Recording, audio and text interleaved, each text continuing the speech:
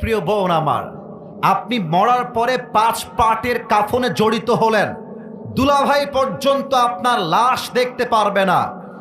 এটা হচ্ছে আপনার মরার পরের অবস্থা। তাহলে যেই মরা দেহ কেউ দেখতে পারে না, তো সেই দেহ যখন জীবিত ছিল, সেই দেহ নিয়ে আপনি কোন লজ্জায় টিকটকে নেচে বেড়ান? এটা আমার জাতির কাছে প্রশ্ন। আর একটা প্রশ্ন করতে চাই মেয়েদের কাছে, মাথায় রাখবেন, বোরকা পরলেই কিন্তু কনফার্ম জান্নাতি হওয়া যায় না, দিনদার হওয়া যায় না। যাও তুমি রাজশাহীর পার্কে ঘুরে আসো, যাও তুমি মুক্তমঞ্চে ঘুরে আসো, যাও তুমি পদ্মা গার্ডেনে ঘুরে আসো, দেখবা যত মেয়ে প্রেম করে তার 80% বোরকাওয়ালিরাই প্রেম করে বেড়ায়। বলো, দেখলেই মনে হবে यार ये तो अभी के अभी जन्नत से भागकर दुनिया में आई है माशाअल्लाह। বাবুরা, বোরকা দেখলেই পটে যেও না। আজকালকার বোরকাওয়ালিরা বোরকা পরেই 4টা বয়ফ্রেন্ডকে নাকের ডগায় রশি দিয়ে ঘুরিয়ে বেড়ায়। আর কি বলবো দুঃখের কথা, মেয়েরা বোরকা পরেও আজকাল পর্দা করে না কেন? আমি 2টা এক্সাম্পল দিব, আমার কথা রাগ করতে পারবেন না? রাগ করবেন? আমি নাটা শুনতে পাইনি, রাগ করবেন? আমি ইনডিরেক্টলি বলবো, ডিরেক্টলি বলতে এটা বড় লজ্জার বিষয়। আমি ডিরেক্টলি বলতে চাই না, ইনডিরেক্টলি বলছি। আশা করছি আপনারা আমার পয়েন্ট বুঝতে পারবেন। কিছু মেয়ে এমন টাইট ফিটিং বোরকা পরে, যেই বোরকা পরিধান করার পরে তার দেহের সবচাইতে প্রাইভেট অংশ, তার দেহের সবচাইতে সেন্সিটিভ অংশ এতটা টাইট পরে, যুবকরা দেখার সঙ্গে সঙ্গে তার চরিত্র নষ্ট হয়ে যায়। ব্যাখ্যা দিতে চাই না, বুঝে নেন, বুঝলে বুঝপাতা, না বুঝলে। সেকেন্ড কথা, মেয়েরা দেখবা বোরকা পরার পরেও এই যে হাতাটা খোলা রাখে। শুধু এখানেই শেষ নয়, এই হাতাতে আবার মেহেন্দি লাগায়, পুরো হাতটা মেহেন্দি দিয়ে ভরা, আর বোঝায় মেরা চেহারা তো তুম नहीं दे सकते लेकिन हाथ से ही पता लगा लो कि मैं खूबसूरत हूं। প্রিয় বোন, এইসব বাটপারি আমাদের কাছে কইরেন না। আপনি হাত খুলে ঘুরবেন, আপনার হাতের মেহেদি দেখাবেন, চোখ দিয়ে মায়া লাগাবেন, আমি বলবো এটা উপরে ফেটফাট, ভিতরে পুরোটাই সদরঘাট। এটার নাম বোরকা হইতে পারে না, এটার নাম পর্দা হইতে পারে না। আরে পর্দা হবে এমন পর্দা, নারীর হাত তো দূরের কথা, নারীর চোখটা পর্যন্ত কেউ দেখতে পারবে না। আল্লাহ মেয়েদেরকে বোঝার তৌফিক দান করুক, পড়েন সবাই আমিন। মেয়েরা বোরকাও পরে ফ্রি মিক্সিং এ ঘুরে বেড়ায়, মেয়েরা বোরকাও পরে হ্যালো ভাইয়া কেমন আছেন, ভুলেই গেছেন ভাইয়া। আর বোরকা পরে এমন মিষ্টি ভাষায় কথা বলে, এই তো পয়েন্টে চলে আসছি। আমরা তো একটু কিছু বললেই ইফতিজিং হয়ে যায়, একটু কিছু বললেই মামলা হয়ে যায়। তোমরা যে ঘুরে বেড়াও, তোমাদের দোষ হয় না কেন? আপনি রাস্তায় রাখছেন মাছের প্লেট, আর মাছের প্লেটের উপরে কোনো প্লেট নাই, মাছ খুলে রাখা। বিড়ালকে বলবেন, এই বিড়াল খবরদার সোনামণি। বিড়াল বলবে, তুই যতই ওয়াচ কর কাজ হবে না, আমি মাছ খেয়েই ছাড়বো। প্রিয় বোন, আমাদেরকে ইফতিজিং মামলা দেওয়ার আগে আপনাকে আপনার বোরকা ঠিক করতে হবে, আপনাকে আপনার পোশাক ঠিক করতে হবে, চরিত্র ঠিক করতে হবে। আমরা কিছু বললেই দোষ হয়ে যায়। কি বলবো, বোরকাওয়ালি মেয়েদের রুচিও খারাপ, আজকালকার দিনদার পছন্দ হয় না, গাঞ্জাখোর মেয়েদের বেশি পছন্দ হয়। আল্লাহ মেয়েদেরকে হেদায়েত দান করুক, পড়েন সবাই আমিন। আমি কি কথা একটাও মিথ্যা বলেছি? আমি যা বললাম মিথ্যা না, সত্য। 2 নাম্বার কথা আমার মুরব্বীদের জন্য, যদিও বা আজকের মাহফিলে 95% আপ, 95% আজকের মাহফিলের শ্রোতা আমার কলিজার টুকরা যুবক ভাইরা এসেছে। তবে কিছু মুরব্বী আছে, এটা অস্বীকার করা যায় না। আমার আব্বা জানের পায়ে হাত রেখে 2টা কথা বলবো। আব্বা জান, আমি আপনার নাতি, আমি আপনার ছেলে, আপনি আমার দাদা, আপনি আমার নানা। ও আব্বা জান, ও দাদা জান, ও নানা জান, আপনি যখন গোদাগাড়ির মাটিতে চায়ের দোকানে বসে পায়ের উপরে পাটা তুলে টানেন না, এটা দেখতে ভালো লাগে না আব্বা জান, এটা পছন্দ হয় না আমাদের কাছে।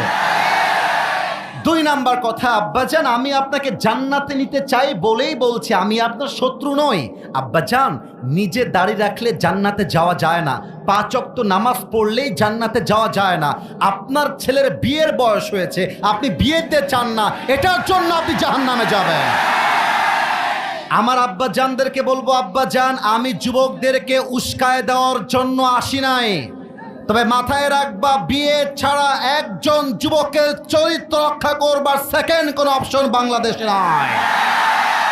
এখন আব্বা বলবে, হুজুর আমার ছেলে তো কামাই করে না, টাকা নাই, বাড়ি নাই, পয়সা নাই। আরে আমার কথা, আমি সেই মেয়েকে বিয়ে করব যে আমার সঙ্গে ডাল ভাত খেয়েও থাকতে পারবে। আমি সেই মেয়েকে বিয়ে করব, ভাত হবে আমার, গোস্ত হবে আমার, 2 পিস হবে গোস্ত, 1 পিস খাবে সে, 1 পিস খাবো আমি। That is the solution. আর আব্বাজান আপনি কি বলবেন? আমার কথাটা একটু শোনেন। আব্বা বলবে, ছেলের আব্বা, এই কার আব্বা? না শুনি নাই, কার আব্বা? ছেলের আব্বা বলবে যে বাবা তুই বিয়ে কর, তোর যদি মাসে 2-3 হাজার টাকা লাগে, তোর বাপ ইনশাআল্লাহ ব্যাকআপ ফাইল হয়ে তোর পাশে আমি আজীবন ছিলাম, আজীবন থাকবো। 2 নাম্বার কথা কিন্তু অনেকের গায়ে লাগবে, বলা যাবে নাকি যাবে না? আর একটু জোরে যাবে। আমি কোনো রাজনৈতিক বক্তব্য দেওয়ার জন্য গোদাগাড়ির মহিষাল বাড়িতে আসি নাই, তবে আগামীতে নির্বাচন আসছে, নির্বাচন হবে, আমার কোনো অবজেকশন নাই, বাট নির্বাচনে নেতা হবে সে যে কোরআনের পক্ষ হয়ে কাজ করবে। আচ্ছা আমার ডানে একজন আলেম মুহাদ্দিস বসে আছে, ওনাকে দেখা যায় নাকি যায় না? ওনাকে সহ সবার কাছে আমার একটা প্রশ্ন, বিবেকের কাছে প্রশ্ন। একটা মসজিদে ইমাম নেওয়া হবে, ইমামকে নেওয়ার পূর্বে ইন্টারভিউ হয়, ইমামের মোজ কেমন, ইমামের দাড়ি উঠেছে কিনা, ইমাম বিয়ে করেছে কিনা, ওর বই পর্দায় থাকে কিনা, ইমামের চরিত্র কেমন, ও হাফেজ কিনা, ওর যোগ্যতা আছে কিনা, ওর বয়স কেমন।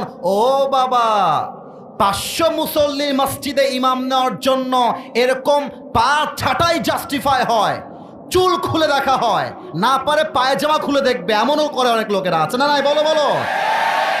মাত্র 500 লোকের ইমাম নেওয়ার জন্য এত জাস্টিফাই, এত প্রশ্ন, এত ইনভেস্টিগেশন।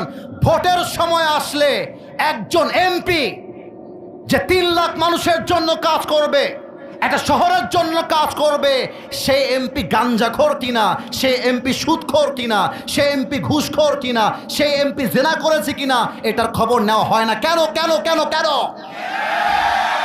আপনার কাছে ভোট চাইতে আসবে, আপনি বলবেন আপনি নামাজ পড়েন কিনা আগে তাই বলেন।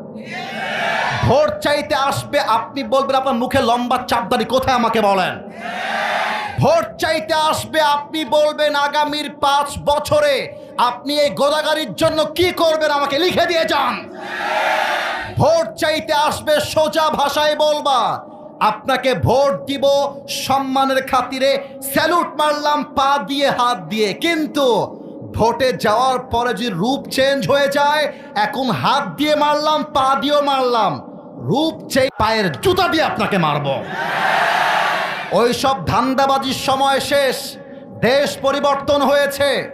আগামীর বাংলাদেশে ক্ষমতার চেয়ারে আমরা কোনো নারীকে আর বরদাস্ত করতে পারবো না। লাস্ট কথা, শেষ কথা, দেখা যাক গোদাগাড়ির মানুষ আমাকে কেমন করে রেসপন্স করতে পারে। আমরা আগামীর সংসদে এমন একজন প্রধানমন্ত্রীকে দেখতে চাই, যেই প্রধানমন্ত্রী চাইলে দেশের জাতীয় সংসদে দাঁড়িয়ে যেমন বক্তব্য দিবে, আমার দেশের প্রধানমন্ত্রী চাইলে ঢাকার জাতীয় মসজিদ বাইতুল মুকাররমে দাঁড়িয়ে জুমার খুতবা দেওয়ার যোগ্যতাও রাখবে। হাত তুলে বলো ঠিক কিনা? আল্লাহ যেন কবুল করে, পড়েন সবাই আমিন। আপনারা কি আমার কথাগুলো রাগ করলেন? আমি যে কথাগুলো বললাম, 2 ঘন্টা ওয়াজ করলে যেই কাজ হতো আধা ঘন্টায়, আমার মনে হয় সেই কাজটা হয়ে গিয়েছে। আপনাদের বউ আছে কার কার একটু হাত তুলেন। বউ আছে? আচ্ছা বউ আছে, হাত নামান, হাত নামান। এবার তোমাদের যাদের বউ নাই, কপাল পোড়া হতভাগা সিঙ্গেলরা হাত তোলো সবাই। ক্যামেরাম্যান জলদি ফোকাস করো। কারো বউ নাই? আমি বিশ্বাস করি না। আল্লাহ সবাইকে দিনদার নেককার বউ দিয়ে দিক, পড়েন সবাই আমিন। আহারে আব্বা বোঝে না রে, আব্বা বোঝে না। শীতকালে যার বউ নাই তার জীবনে কিছুই নাই। আল্লাহ প্রত্যেকটা যুবকের ঘরে ঘরে বউ দান করুক, পড়েন সবাই আমিন। 3টা তাকবীর দিয়ে তাফসীর শুরু হবে। প্রথম তাকবীর দিবে আমার বিবাহিত ভাইয়ারা। বিবাহিত ভাইয়ারা একটা কাশি দেন। বিবাহিত ভাইয়ারা, না না না না, আমি দিচ্ছি, বসে পড়ো।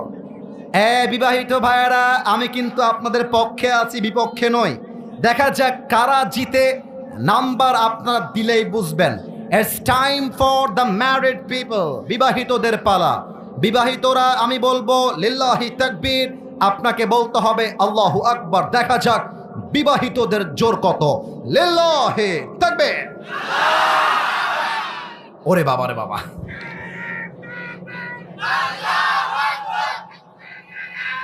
আচ্ছা চাচা, চাচা বসে পড়েন। বিবাহিতরা নাম্বার পেয়েছে 65। এর চেয়ে বেশি দেওয়া আমার পক্ষে আর পসিবল না। It's time for the single people. সিঙ্গেলরা রেডি? কিরে আওয়াজ নাই কেন বে? রেডি? সিঙ্গেলরা কাশি মারো। নারায়ে তাকবীর। বিবাহিত ভাইরা আমাকে মাফ করে দিবেন। আজকে আমার সিঙ্গেল ভাইরা 90 নাম্বার পেয়ে পাস করেছে, ঠিক না? এবার কোনো ভাগাভাগি নেই, সবাই মিলে একটা তাকবীর দিব। কোনো ভাগাভাগি নেই। এমন জোরে আমি সহ, মুহাদ্দিস সাহেব সহ, প্রিন্সিপাল সহ, সবাই সহ এক তাকবীরের ঠেলায় স্টেজ ভেঙে পড়ে যাব। কাশি দেন একটা। নারায়ে তাকবীর। আল কোরআনের আলো, আল হাদিসের আলো। কোরআন হাদিস যেখানে, আলেম ওলামা যেখানে, রাজশাহীবাসী যেখানে, গোদাগাড়িবাসী যেখানে। আরে আওয়াজ শুনলেন মিয়া আপনারা? এই আওয়াজ বলছে আমার সামনে কোনো বিড়ালের বাচ্চা নয়, সব সিংহের বাচ্চাগুলো আমার সামনে বসে আছে। আল্লাহ যেন কবুল করে, পড়েন সবাই আমিন। তাফসীরের মাঝে কোনো মামুর বেটা যদি উঠে যায়, লুঙ্গি টেনে ধরে বসিয়ে দিবা। রাজি আছো? লুঙ্গি যেন খুলে না যায়। আর একটা কথা, কেউ যদি উঠে যায় ওই শালা বউ পাবে না। রাজশাহীর ভাষা এরকম না? বলো বলো। যে উঠে যাবে বলবে ঘিরেলে। খবরদার, ওয়াজ শুরু হবে, একদম দোয়া পর্যন্ত থাকতে হবে। একটা লোক উঠে গেলে ওর সঙ্গে ব্যবহার কিন্তু ভালো হবে না, ঠিক কিনা বলেন? ব্যবহার ভালোই থাকবে, এটা ভালোবাসার দাবি একটা আর কি। আমরা চাই একসাথে এসেছি, আবার কবে দেখা হবে আল্লাহ ছাড়া কেউ জানে না। আমরা কি দোয়া পর্যন্ত থাকতে চাই কি চাই না? দেখা যাক কেমন চাই। একটা তাকবীর দেন, লিল্লাহি তাকবীর। সূরা তাওবা 51 নাম্বার আয়াত আমি গোদাগাড়ির বাসীর জন্য তেলাওয়াত করেছি। এবার আমার প্রশ্ন, আপনাদের উত্তরের পালা। সূরাটার নাম সূরায়ে তাওবা। গোদাগাড়িবাসী সূরাটার নাম সূরায়ে তাওবা। বাপরে, আওয়াজ পাইছি। আরেকবার, সূরাটার নাম কোরআনুল কারীমে একটা সূরা আছে যেই সূরার শুরুতে বিসমিল্লাহ নাই, সেই সূরাটার নাম রাইট আনসার। আয়াত হচ্ছে 51। বলেন সবাই 51 নাম্বার আয়াত। আমি তেলাওয়াত করছি, তেলাওয়াতটা আগে মন দিয়ে শুনবেন, তারপরে ট্রান্সলেশন হবে, and then we will talk about the explanation. এরপরে আমরা ব্যাখ্যায় যাব। আমি তেলাওয়াত করছি। আউযু বিল্লাহি মিনাশ শাইতানির রাজীম। কুল লা ইউসিবানা ইল্লা মা কাতাবাল্লাহু লানা হুয়া মাওলানা ওয়া আলাল্লাহি ফালইয়াতাওয়াক্কালিল মুমিনুন। আল্লাহু আকবার। আল্লাহ তাআলা বলছেন, whatever I have decided for you will must happen. হে আমার বান্দা শোনো, আমি আল্লাহ তোমার কপালে যা লিখে রেখেছি তা আটকে দেওয়ার সাধ্য কারণে, and whatever I have not decided for you will never ever happen. এই বান্দা, আর আমি যা লিখে রাখে নাই পুরো দুনিয়ার ক্ষমতা মিলে ট্রাই করলেও সেই জিনিসটা তোর হাতে কেউ তোকে দিতে পারবে না, ঠিক কিনা বলে?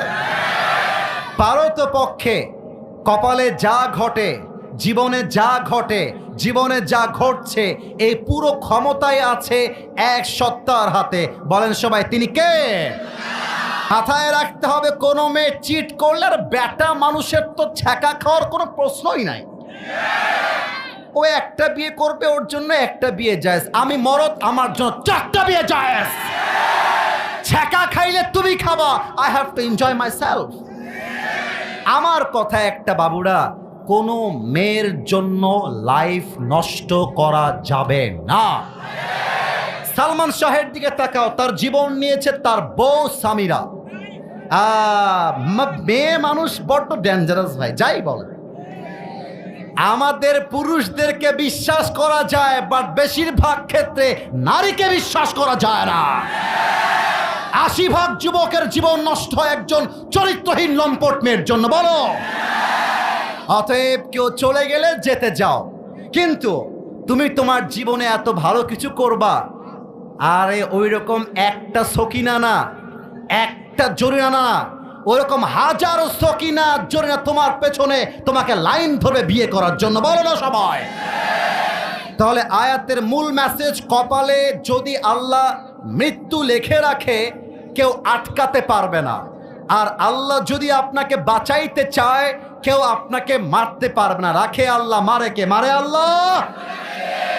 এবার জাতির কাছে আমার প্রশ্ন, জাতির পিতার নাম কি? তোমাদের মনে হয় এখনো মনের ভিতরে সন্দেহ বসবাস করছে। জাতির পিতার নাম বঙ্গবন্ধু নয়, জাতির পিতার নাম ইব্রাহিম আলাইহিস সালাম, বলো। কোন বাপের কথা বলে জাতির উপরে চাপাই দিলে জাতির পিতা হওয়া যায় না। জাতির পিতা হতে হলে বুকের তাজা রক্ত দিয়ে ইমানের পরীক্ষায় পাশ করতে হয়, ঠিক কিনা বলে? অতএব মুসলমানদের জাতির পিতার নাম বঙ্গবন্ধু না ইব্রাহিম আলাইহিস সালাম? আচ্ছা দেখেন তো, নমরুদ, এ কথা কে বলে? কলিজা কলিজা, কথা না বলি, কথা না বলি, একটু চুপ থাকি, যা করা যায় ইশারায়। দেখেন সবগুলো মানুষ চাতক পাখির মতো বসে আছে। এটা গোদাগাড়ির মাটি, এটা ইসলামের ঘাঁটি, ঠিক কিনা বলেন? ইব্রাহিমকে নমরুদ বলছে, ইব্রাহিম, আবার কথা বলে না। এতগুলো লোক চুপচাপ, why you are talking man? কোনো কথা বলছো তোমরা এখানে? এই একদম না, তোমরা কোনো হাসি না, কোনো আওয়াজ চাই না। তোমরা কি ওয়াজ ভালো চাও না খারাপ চাও? ভালো না খারাপ? আমি আর কোনো সাউন্ড চাই না। ইব্রাহিমের শত্রুর নাম নমরুদ, বলেন সবাই কি নাম? নমরুদ বলছে, ইব্রাহিম, এক আল্লাহর ইবাদত ছেড়ে দাও, আমাকে রব হিসেবে মেনে নাও, আগুনের পূজা করো, তবে তোমাকে ছেড়ে দিব। যদি তুমি না ছাড়ো তবে তোমাকে আমি আগুনের মধ্যে পুড়িয়ে মারব।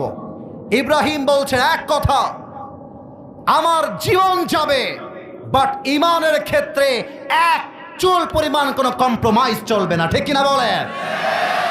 ইমানের পথে অবিচল থেকে আমার মরণ যেন হয়, তোমারই কাছে মিনতি আমার, তোমারই কাছে মিনতি আমার, মহামহিম দয়াময়।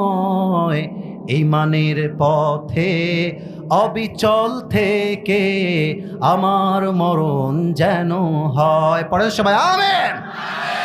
বিশাল বড় একটা আগুনের কুণ্ডলী জ্বালিয়ে দেওয়া হয়েছে বিশাল বড় মাঠের ভেতরে।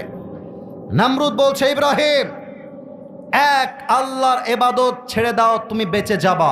ইব্রাহিম বলছে, এক কথা, জীবন থাকতে তোর মতো কাফেরের সামনে আমার মাথা এক চুল পরিমাণ নত হবে না, ঠিক কিনা বলেন? এবার জিবরাইল আসছে। কে আসছে? আসতে কেন বলেন সবাই, কে আসছে? জিবরাইল কানে কানে বলছে। যুবকরা কি অ্যাক্টিভ আছে কিনা দেখা যাক। কিসে কিসে বলছে? আর একবার কিসে কিসে বলছে?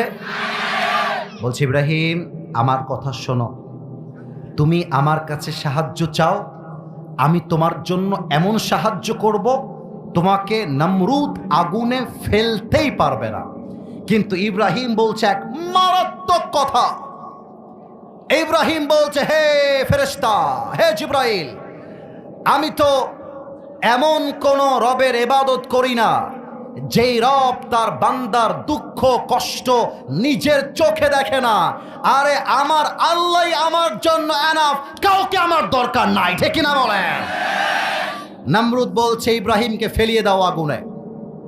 যখন আমার দুই হাত দেখেন তো সবাই, প্রিয় ভাইরা, দেখা যায়? হাত তুলতে হবে না, দেখা যায় কিনা বলেন? না, আওয়াজটা আগের চাইতে একটু কমে গেছে। দুই হাত দেখা যায়? নমরুদ বলছে, এই কাফেররা, ওকে ধরে আগুনে ফেলিয়ে দাও, ফেলিয়ে দাও। যখন ফেলানো হবে সঙ্গে সঙ্গে আল্লাহ তাআলা বলছেন, হে আগুন, কুলনা ইয়া নারু কুনি বারদান ওয়া সালামান আলা ইব্রাহিম। আল্লাহ বলছে, আগুন, আমার ইব্রাহিমের জন্য তুমি এই মুহূর্তে শান্তিদায়ক ঠান্ডা হয়ে যাও। ইব্রাহিম যখন আগুনে পুড়লেন, দেহের প্রত্যেকটা চামড়া জ্বলে পুড়ে ছারখার হয়ে যাওয়ার কথা, কিন্তু আগুনটা ইব্রাহিমের জন্য এত ঠান্ডা হয়ে গেল, দেহের চামড়া পূর্বে তো দূরের কথা, ইব্রাহিমের জামাটা পর্যন্ত স্পর্শ করতে পারে নাই। সুবহানাল্লাহ। কুল্লা ইউসিবানা ইল্লা মা কাতাবাল্লাহু লানা। হে ইব্রাহিম, আমি আল্লাহ তোমাকে বাঁচাবো, পুরো দুনিয়ার কাফেররা মিলে তোমার একটা চুল বাঁকা করতে পারবে না, ঠিক কিনা বলেন? আল্লামা দেলোয়ার হোসেন সাঈদী, নাম শুনছেন? না, আওয়াজটা এত কম হলে তো হয় না। আল্লামা সাঈদী নাম শুনেছেন? উনি জাস্ট মুরব্বীদের কলিজার টুকরা নয়, উনি হাজার লক্ষ যুবকের কলিজার মধ্যে বসবাস করে, ঠিক কিনা বলে? আল্লামা সাঈদীকে বলা হয়েছিল তিনি নাকি রাজাকার। আমি কি ভুল বললাম না ঠিক বললাম বলেন? উনাকে বলা হয়েছিল রাজাকার। আচ্ছা, একটা গোপন কথা বলে দেই, এটা হয়তো বা অনেকে আপনারা জানেন, অনেকে আপনারা জানেন না। আচ্ছা, আল্লামা সাঈদীকে এত ট্যাগ বাদ দিয়ে রাজাকারের ট্যাগ কেন দেওয়া হলো? That's the question. আমার কথা কি বোঝা যায়?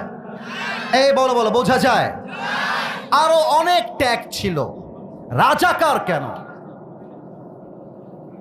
স্বৈরাচাররা চেয়েছিল আল্লামা সাঈদীকে জনগণ থেকে বিচ্ছিন্ন করতে, কিন্তু আল্লাহ বলছেন, হে আল্লামা সাঈদী, হে সাঈদী শোনো, স্বৈরাচার যতই ট্রাই করুক না কেন, তোমাকে যতই জেলখানায় বন্দী করে তোমার সম্মানকে নামানোর চেষ্টা করুক না কেন, আমি আল্লাহ তোমার সম্মানকে কমিয়ে দিব না, তোমার সম্মানকে আমি আল্লাহ আরশ পর্যন্ত পৌঁছায় দিব, ঠিক কিনা বলে? কি হলো তাহলে? এবার ওনাকে ইনজেকশন পুশ করে হত্যা করা হলো। বাট আমি আসিফ আপনাকে কাগজে কলমে স্ট্যাম্পে লিখে দিব, স্বৈরাচারের পা চাটা দালাল ছাড়া এই বাংলার কোনো মানুষ আল্লামা সাঈদীকে রাজাকার মনে করে নাই, আগামীতেও করবে না। বলেন, আল্লাহ সম্মান বাড়াতে চেয়েছে, কেউ কি কমাতে পেরেছে? ওনাকে একটা গালি দেওয়া হতো, এই গালিটা আমরাও খাই। যাওয়ার সময় অনেকে আমাকেও দিতে দিতে দিতে যাবে, সবাই না, কিছু লোক বলবে যে জঙ্গিবাদী কথা বলছে, মৌলবাদী কথা বলছে, মৌলবাদী কায়েম করতে চায়। আরে বেটা, মৌলবাদী বলে গালি নয়, তোমরা আমাদেরকে সম্মান করো। কেমন করে? আল্লামা সাঈদী বলতেন, মৌল আসছে মূল থেকে। কি থেকে? কি থেকে? আর একবার জোরে, মৌল আসছে কি থেকে? মূল মানে কোরআন, মূল মানে হাদিস, মূল মানে আল্লাহ তাআলা, মূল মানে হিজ লাস্ট মেসেঞ্জার মুহাম্মদ সাল্লাল্লাহু আলাইহি ওয়াসাল্লাম। আল্লামা সাঈদী বলতেন, আমরা হলাম মূলে আছি গাছের গোড়ায়। এবার গোদাগাড়ির মানুষ, আমরা গ্রামের মানুষ, বলেন তো গাছের আগায় শক্তি বেশি না গোড়ায়? और भी जोर से আগায় না গোড়ায়? উনি বলতেন, বাবুরা আগায় আছো, চুপচাপ বসে থাকো, বেশি বাড়াবাড়ি করলে 16 কোটি মানুষ মিলে একটা ঝাঁকুনি মারবে, মামুর বাড়ি দিল্লি গিয়ে পড়বা, দিল্লি গিয়েই তারা পড়েছে। অতএব কপালে আমার সম্মান আল্লাহ লিখে দিয়েছে। তোমার মতো কুদ্দুস, তোমার মতো আর আবাল মার্কা লোক আমার একটা বাঁকা পশমকে সোজা করতে পারবে না। ডক্টর মিজানুর রহমান আজহারি, নামটা নতুন শুনলেন মনে হচ্ছে। চাঁপাইনবাবগঞ্জে এসেছিল না? এটা চাপায়ের মাটি, এটা গোদাগাড়ির মাটি। আমার তো মনে হয় গোদাগাড়ির প্রত্যেকটা যুবক সেই দিন আজহারির মাহফিল শুনতে গিয়েছিল। আর আজহারি সাহেব নিজের মুখে বলেছেন চাপায়ের ইতিহাস পুরো বাংলাদেশের সমস্ত ইতিহাসকে ভেঙে দিয়েছে। ভাইজান, তোমার নাম কি? এই যে লাল যেটা পড়ে আছে, তোমার নাম কি? সাজিদ। আর পেছনে তোমার নাম কি?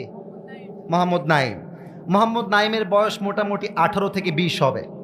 ওকে বললাম, এই নাইম তুমি এই মাইকটা নিয়ে কথা বলো। কথার কথা এক্সাম্পল দিচ্ছি। যতই বলুক আমার ভাইয়েরা, গোদাগাড়ির ভাইয়েরা, আর পেছনে প্যান্ট গরম হয়ে যাবে। এটা হাসির জন্য বলি নাই, স্বাভাবিক। কেন? এর কারণ সে এর আগে এত লোকের সামনে কথা আগে বলে নাই। It's very simple. তো আমাদের প্রিয় নবী মুহাম্মদুর রাসূলুল্লাহ সাল্লাল্লাহু আলাইহি ওয়াসাল্লাম প্রথম যুদ্ধ, সাহাবীরা এর আগে এমন যুদ্ধ করে নাই, কিন্তু কাফেরদের সংখ্যা হাজারের কাতারে আর মুসলমানদের সংখ্যা শতর কাতারে। নবীজি ভাবছেন, কিরে বাবা, সাহাবীরা যুদ্ধের জন্য ভয় পাবে কিনা, আদৌ কি যুদ্ধ করবে কিনা, আদৌ কি তারা বিজয়ী হতে পারবে কিনা। এই দামিন টাইম এক সাহাবী লাফ দিয়ে দাঁড়িয়ে গিয়েছে। আমার উস্তাদ, আমার আলেম, আমার মুহাদ্দিস সাহেব ডান দিকে বসে আছেন। একটা বাক্য হাদিসের বাহিরে বলছি না, নাম হচ্ছে মিকদাদ। দাঁড়িয়ে বলছে, ইয়া রাসূলুল্লাহ ইমদি বিনা হাইতুমা তাশা, আই হাইতুমা আমারাকাল্লাহ। হে রাসূল, যুদ্ধের জন্য আপনি আমাদেরকে যুদ্ধের ময়দানে নিয়ে চলেন। আমার চোখ দেখেন গোদাগাড়ির ভাড়া, লুক অ্যাট মাই টু আইস। দুই চোখ কেউ যেন বাদ না যায়। ওই সাহাবী দুই আঙ্গুলকে উঁচু করে দুই চোখের এইখানে দিয়ে বলছে, যতক্ষণ পর্যন্ত এই দুই চোখের পাতা বন্ধ হবে খুলবে, খুলবে বন্ধ হবে। অর্থাৎ আমার দেহে এক ফোঁটা রক্ত থাকা অবস্থায় কাফেরদের বিরুদ্ধে লড়াই চলছে, চলতেই থাকবে। আল্লাহু আকবার। নবীজির কলিজা বড় হয়ে গেছে। আরে বেটা, তোর সাহস তো কম না রে, তুই তো আমার সাহস বাড়িয়ে দিয়েছিস। আচ্ছা, একটু আমার হাতের দিকে তাকান তো। এটার নাম কিসের বক্স? হ্যাঁ, সাউন্ড পাচ্ছি কিন্তু আগের চেয়ে অনেক ভালো। কিসের বক্স? আচ্ছা, এটা আমি কি বের করলাম? এক সাহাবী একটা ছোট্ট প্লেটে করে, একটু অভিনয় করছি হাদিসটাকে বোঝাবার জন্য, একটা প্লেটে করে খেজুর নিয়েছে, খাচ্ছে আর রসুলের কথা শুনছে। কথা কি বোঝা যায় নাকি যায় না? তো রসুল ওই সময় বলছে, এই সাহাবীরা, যেহেতু তোমাদের বুকের কলিজা অনেক বড়, কুমু বিনা ইলাল জান্নাহ ওয়া জান্নাতিন আরদুহা সামাওয়াতু ওয়াল আরদ, আমার সঙ্গে চলো এমন এক জান্নাতের দিকে যেই জান্নাত আকাশ আর জমিনের চাইতে 10 গুণ বড়। সুবহানাল্লাহ। এবার দেখেন, ওই যে আগে অভিনয় করেছিলাম, ওই সাহাবী এটা শুনে খেজুরের প্লেটটাকে ধরে ফারামা বিহা এমনি ফেলাই দিয়েছে আর লাফ দিয়ে দাঁড়িয়ে গিয়েছে, ঢাক দিয়ে বলছে, হে রাসূল, বাহ বাহ, আইমা আযমাহা মিন জান্নাতিন ওয়া আহসানাহা, what an amazing surprised announcement. হে রাসূল, আপনি কি বললেন? আপনার সঙ্গে যুদ্ধ করব, বুকের তাজা রক্ত দিয়ে শহীদ হব, আবার এমন জান্নাত পাবো যেই জান্নাতটা দুনিয়ার চাইতে বড়, আকাশের চাইতে বড়। ও আল্লাহু আকবার। হে রাসূল, আমার তো তাড়া সইছে না, আমাকে এখনই নিয়ে যান। আমি বুকের তাজা রক্ত দিয়ে শহীদ হয়ে এখনই আল্লাহর জান্নাতের বাসিন্দা হতে চাই। সুবহানাল্লাহ।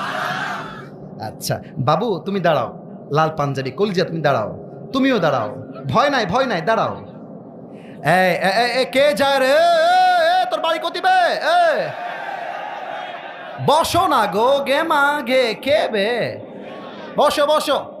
একটা যুবক উঠবে, ওকে আমরা প্রতিবাদ করে আবার বসাই দিব, ঠিক কিনা বলেন? কথায় আছে শেষ ভালো যার। কথা কোন? শেষ ভালো যার। তোমার নাম কি? হৃদয়। এই এই দুইজন কিশোরকে দেখা যায়? আরে কথা কহেছেন না কেন গো? দেখা যায়? আচ্ছা, আপনারা আমার কথায় মাইন্ড করবেন না, আমি একটা মন্তব্য করব ওদেরকে নিয়ে এই মুহূর্তে। ওদের বয়স আমার আইডিয়াতে 8, 9, 10। ভুল বললাম না ঠিক বললাম? বসো বসো। এরকম দুইজন কিশোর, ছোট্ট বয়স, দূর থেকে দৌড়ে দৌড়ে দৌড়ে দৌড়ে আসছে নবীর কাছে। এসে বলছে, ভাব, অ্যাটিটিউড কাকে বলে? অ্যাটিটিউড বয়। এভাবে আমার হাত দেখা যায়?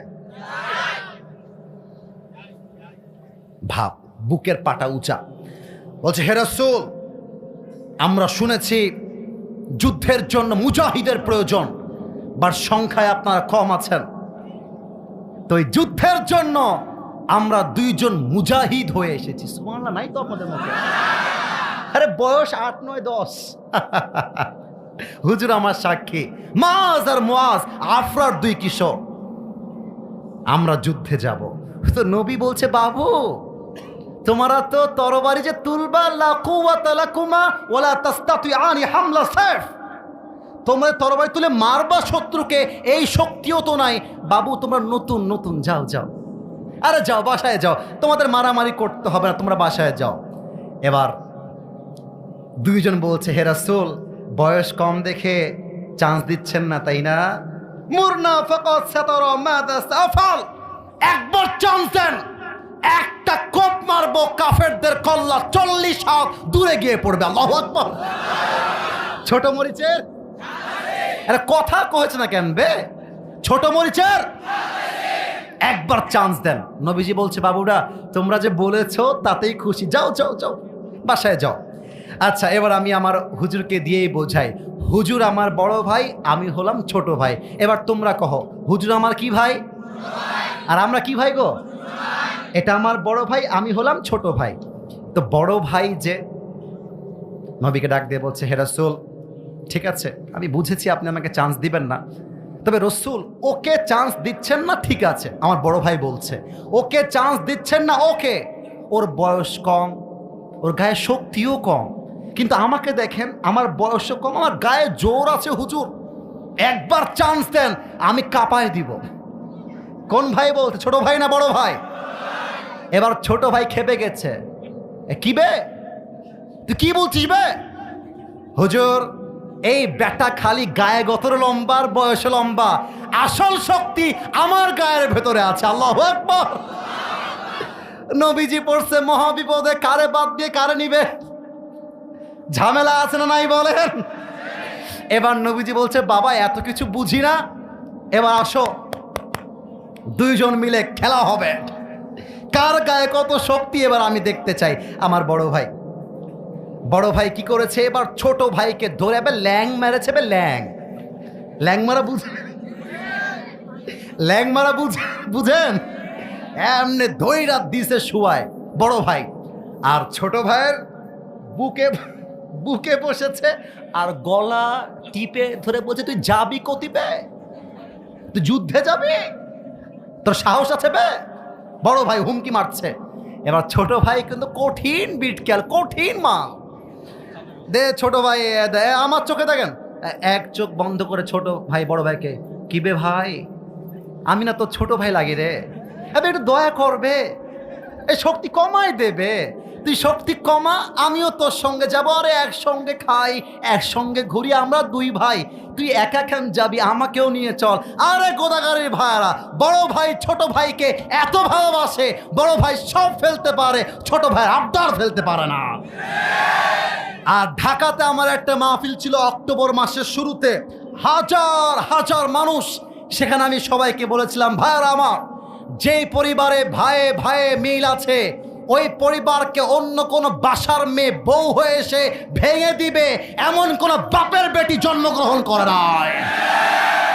বড় ভাইয়ের মনটা গেছে গলে, ছোট ভাই দেখছে এতেলে, বড় ভাইয়ের মন যেহেতু গলে গেছে, লে ঘিরে লে, ছোট ভাই বড় ভাইকে, মানে আমার ভাই, এমনি ধরে উল্টাই দিয়ে গলায় হাত দিয়ে বলছে, হে রাসূল, আগেই বলেছিলাম, আপনি আমাকে শুনেননি? আগে কি বলেছিলাম? ওর গায়ে শক্তি কম, শক্তি আমার গায়ে বেশি। রসুল বুঝে গেছে দুইটা চরম লেভেলের ইমানদার, রসুল বলছে, এদিকে আসো, এদিকে আসো। ডান হাতে মুয়াজ, ডান হাতে মাস, বুকের সঙ্গে জড়িয়ে ধরে বলছে, হে আল্লাহ, কপালে যা আছে তাই হবে। এই কিশোরদের ইমান দেখে এই দুইজনকে আমি আল্লাহর হাবিব বদরের যুদ্ধের মুজাহিদ হিসেবে গ্রহণ করে নিলাম। সুবহানাল্লাহ। হাদিসের শেষে চলে আসছি। এই মাঠটা কিন্তু অনেক বড়, তাই না? আমার তো মনে হয় মাঠের 3 ভাগের 1 ভাগে আমরা মাহফিল করছি, 2 ভাগ maybe it has its own space, ফাঁকা আছে। যুদ্ধের মাঠ এর চাইতে আরো 10 গুণ বড় হয়, বিশাল বড়। কথা বোঝা যায়? আপনারা একটু বলবেন, কথা বোঝা যায়? যুদ্ধের মাঠ কি এরকম ছোট হয় না বিশাল বড়? বড়। তো দেখেন, হাদিসের শেষ অংশে আমি আছি, এরপরে দোয়া হবে। কাফেররা বাম দিকে, মুসলমানরা ডান দিকে। এখন ওই যে 2 জন কিশোর আফরার, মাজ আর মুয়াজ, যুদ্ধের মাঝখানে আব্দুর রহমান বিন আউফকে বলছে, হে আব্দুর রহমান বিন আউফ, আমার চাচা, এই কাফেরদের মাঝে আবু জেহেলটাকে, আবু জেহেল কোথায়? আব্দুর রহমান বিন আউফ বলছে, ওই দেখো দূরে কয়েকটা কাফের ঘোড়া দিয়ে এমন করে ঘিরে আছে, ওর মাঝে যে আছে, হি ইজ আবু জেহেল। এই তো খেলা শুরু। এবার ছোট্ট 2 কিশোর আবু জেহেলকে দেখতে পেরে একটা দৌড় মেরেছে আবু জেহেলের দিকে। এখন কাফেররা বলছে, আবে ছোট বে, কি করবে এরা? ছোট তো কি করবে এরা? আর এই 2 ছোট কিশোর এক দৌড় দিয়ে গিয়ে এক লাথি মারছে আবু জেহেল্লার ঘোড়ার উপরে, আর এক লাথিতে আবু বকর জমিনে শুয়ে পড়েছে। আর আব্দুর রহমান বিন আউফ সুযোগ বুঝে পেছন থেকে এসে নারায়ে তাকবীর, আল্লাহু আকবার বলে একটা কোপ মারছে। আবু জেহেল্লার কল্লা 10 হাত দূরে গিয়ে পড়ছে। আল্লাহ বলছে, বান্দা, কাফেরদের সংখ্যা যতই হোক, আমি আল্লাহ তোদের কপালে বিজয় রেখেছি। ছিনিয়ে নিবে এমন কোন কাফেরের বাচ্চা সাহস পয়দা হয় না। এটা কিনা বলে?